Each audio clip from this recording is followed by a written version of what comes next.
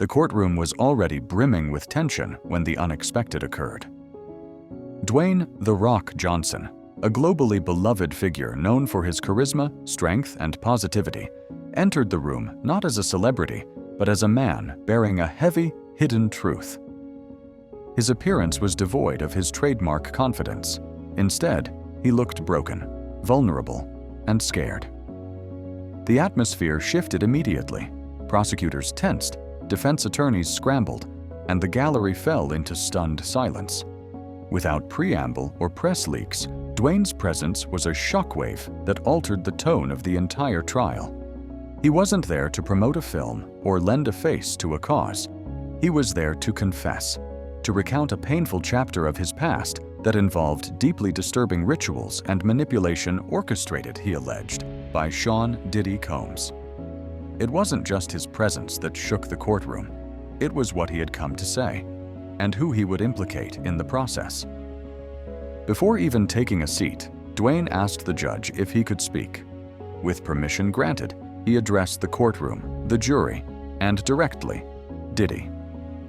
He explained that he had lived with a terrifying truth for nearly 2 decades and had decided that silence was no longer acceptable.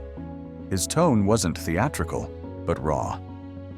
Emotion barely contained, he said plainly, "You all know me as The Rock, the guy who never breaks, but I'm about to break now." This marked a turning point, not just for the trial, but for the wider public perception of Hollywood. Dwayne's testimony wouldn't be about hearsay or tabloid rumors. It would be about survival, power, manipulation, and the dark underbelly of fame. Dwayne recounted meeting Diddy during his transition from wrestling to film in 2001. Having just completed The Scorpion King, he was eager and driven. Diddy presented himself as a gatekeeper to Hollywood's elite, a mentor, a connector, someone who could make or break careers. The initial gatherings seemed innocent, parties filled with producers, casting directors, and champagne. But that illusion soon gave way to darker undercurrents. Dwayne described how Diddy's parties began to feel more like tests than networking events. Odd-hour invitations, cryptic messages, and a gradual push toward obedience rather than collaboration became the norm. Diddy's catchphrases, "Are you down for greatness?" and "Would you bleed for it?" took on sinister implications. At one such gathering in Bel Air at 2:13 a.m., Dwayne was asked to wait alone until a group of men in black suits arrived, silent and stoic. Diddy eventually entered and played audio through hidden speakers that repeated disturbing mantras like, "Are you worthy?" and "Would you eat what I feed you?" The moment that shattered the courtroom's composure came when Dwayne spoke of the infamous first test. He was blindfolded and driven to a remote location. There, in a candlelit room draped in black, he encountered Diddy again, along with several other men in suits. A tray was presented with pieces of steaming raw monkey brain. What followed was a grotesque initiation ritual. Diddy allegedly told Dwayne that everyone who made it had eaten from that tray, and those who refused vanished. With nowhere to escape and locked doors behind him, Dwayne described the moment he was handed a spoon and told, "Hollywood is not about talent, it's about obedience." The shame and fear overtook him. He complied. He ate. And with that, he said, a part of him died, not because of what he consumed, but because of what he sacrificed to be accepted. Diddy clapped and said, "Welcome to level 2." That was the night, Dwayne confessed, that his identity began to unravel. Following this traumatic initiation, Dwayne experienced what he now calls psychological conditioning. It wasn't just about enduring humiliation, it was about being rewired. Diddy and his circle began inviting him to secluded retreats that were in fact exercises in obedience. At one such estate in the desert, Dwayne and others were stripped of phones, placed in isolated rooms, and subjected to disorienting stimuli. Music on repeat, strange scripts, mantras about surrender, and silence enforced by intimidation. What he once mistook for performance training, he later understood as submission trials. These events were designed to confuse the participants into conflating suffering with achievement, loyalty with fear. Dwayne recounted shared glances with other entertainers during these sessions, unspoken confirmations that they were all trapped in the same nightmare. As soon as he completed the obedience trials, opportunities surged. Dwayne landed roles he hadn't even auditioned for. Offers came pouring in, accompanied by quiet warnings. Play the game, and doors remain open. Push back, and you vanish. At first, Dwayne welcomed the success, but he soon realized he wasn't being cast. He was being assigned. Studios weren't praising his talent, they were praising his obedience. Diddy's reach extended far beyond music. He held influence in entertainment, business, and even politics through a network of investments, favors, and power plays. Dwayne shared how his mere absence from a single private party led to his removal from a major studio project the following week. Those around him, his agents, lawyers, managers, rarely mentioned Diddy, and only ever in praise. Dwayne came to understand that Hollywood was ruled not by merit, but by an invisible hand of control and compliance. The price of silence was steady work. The cost of rebellion was exile. Dwayne's breaking point came during a masked party in the Hollywood Hills. Advertised as a private screening, it was in reality another initiation ritual, this time not his own. The mansion was guarded, phones confiscated, and guests masked.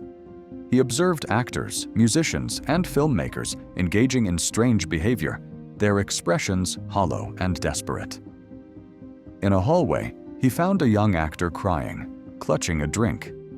When asked what was wrong, the actor replied, "They told me this is what it takes." That moment shattered Dwayne's rationalizations. He realized that his own silence was enabling others' suffering. That night, he vowed to tell the truth if ever asked. And now, in court, he was fulfilling that promise. Dwayne shifted from storytelling to a broader critique of the industry. He explained why people in powerful industries stay quiet. It's not always threats of violence. It's about watching your peers disappear, lose jobs, and be labeled as difficult or unstable. Silence, he said, was demanded, enforced through social exile and professional ruin. He referenced actors who faded from view not because they failed, but because they refused to comply. He described the emotional toll: paranoia, insomnia, self-doubt. You start to feel like you're owned. You start to wonder if your survival makes you complicit. One turning point was Cassie Ventura's legal action. Seeing her speak up gave him the final push to break free from the guilt and reclaim his voice. Dwayne acknowledged that his public image, the relentless optimist, the resilient motivator, didn't align with the turmoil he faced privately. "I couldn't talk about what I saw because it didn't fit the image," he confessed. He wasn't speaking to cancel anyone or to sensationalize. He was speaking for the voiceless, for those who didn't survive the machine, for the ones still afraid. He rejected the false dichotomy that one must choose between success and integrity. His tone throughout remained firm, emotional but controlled. He made clear that his testimony wasn't about vengeance, it was about accountability. The silence is over. We're not afraid anymore. Turning to Sean Diddy Combs directly, Dwayne delivered his most personal statement. Calmly, he said, "You made me believe I had to sacrifice myself to succeed." He explained how Diddy manipulated loyalty into obedience, hiding fear behind influence. "You don't get to define my legacy, not anymore." He called out the system of silence, the network of manipulation, and the myth that power excuses abuse. Dwayne no longer needed protection. He had reclaimed something more valuable: his voice, his autonomy, his truth. As he stepped away from the stand, Dwayne paused at the courtroom doors. He turned and addressed the room, not just the jury or Diddy, but the entire industry, and by extension, the culture at large. "My story isn't just about me," he said. "It's about the people who never got to speak." He spoke of the illusion that success is a shield, the myth that power is unchallengeable, and the lie that compliance equals survival. I stayed quiet because I was afraid I'd lose everything. But the truth is, I never had anything if I didn't have myself. His last words echoed like a verdict against not just one man, but an entire system. To anyone out there still wondering if it's safe to speak up, let this moment be your signal. The silence is over. Dwayne Johnson's testimony wasn't merely an account of personal trauma. It was an expose of a systemic rot that pervades power structures, not just in Hollywood, but in any industry where silence is rewarded and obedience is bought. The story will undoubtedly be dissected, debated, and doubted.